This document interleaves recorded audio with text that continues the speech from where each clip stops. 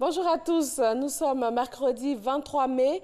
Un traditionnel conseil des ministres a lieu aujourd'hui mercredi au palais présidentiel d'Abidjan.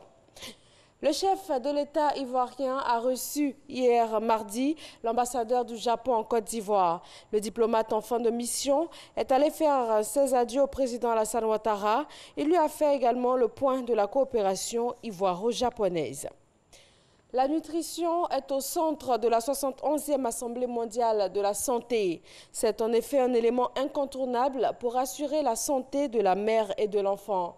Une rencontre de haut niveau a permis à la Côte d'Ivoire de présenter sa stratégie de lutte contre la malnutrition. Mamadou Kouassi, envoyé spécial à Genève. La nutrition est devenue en quelques années un axe essentiel pour l'OMS dans la mise en œuvre de sa politique.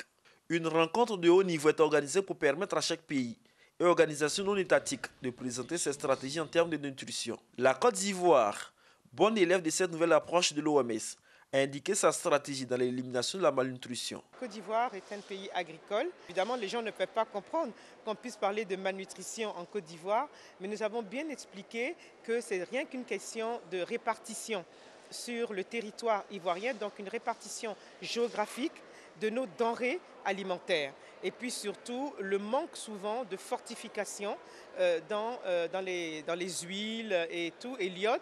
Nous allons présenter la semaine prochaine un projet de décret sur la fortification dans les huiles en vitamine A. Dans ce projet, nous parlons également du renforcement de l'iode dans le sel. Je pense qu'après tout cela, il sera opportun pour nous de visiter certaines régions de Côte d'Ivoire, telles que Bondoukou, où nous avons ce problème de malnutrition et pour lequel déjà, depuis 2 ou 3 ans, nous procédons au renforcement des capacités de nos agents de santé. Avant cette rencontre de haut niveau, les ministres de la Santé de l'espace francophone africain ont échangé avec leurs homologues de la France. Il s'agit pour le ministre français de la Santé de définir une nouvelle forme de coopération. Nous avons des problématiques de santé communes, nous avons des systèmes qui se sont organisés de façon assez comparable dans les pays, créer des coopérations et notamment sur certaines thématiques comme la santé mère-enfant, sur l'organisation de la couverture santé universelle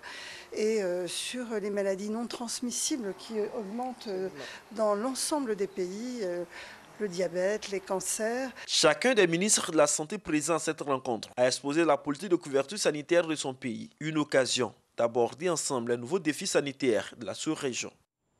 Retour sur le sol ivoirien pour cette rencontre de mobilisation des ordonnateurs des collectivités territoriales. Ils ont planché sur l'optimisation des ressources intérieures.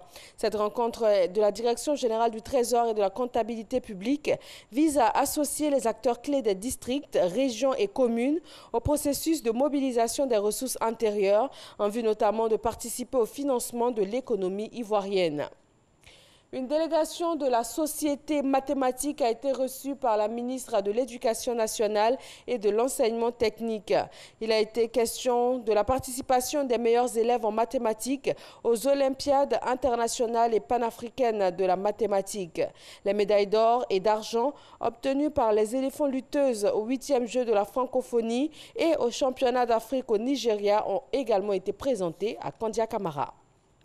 13 ans après le massacre d'une 50aine de migrants ouest-africains en Gambie, des organisations humanitaires affirment qu'ils ont été assassinés par une unité paramilitaire contrôlée par l'ex-président Yahya Jammeh. Les proches des victimes ont espoir d'obtenir l'extradition de l'ex-président.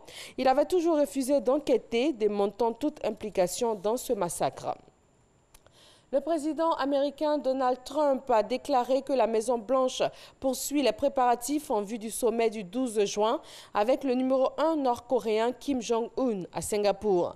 Mais il précise qu'il est prêt à le reporter si certaines conditions ne sont pas remplies. Kim Jong-un, lui, se dit convaincu que le sommet à venir sera couronné de succès et que Donald Trump sera l'acteur central d'un tournant historique sur la péninsule.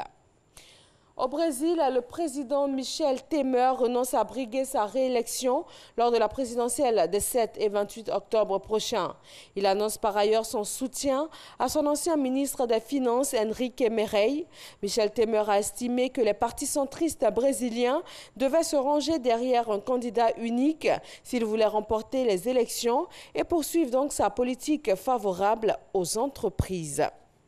Et voilà, merci de votre attention. Rendez-vous à 13h pour un nouveau journal sur RTI 1.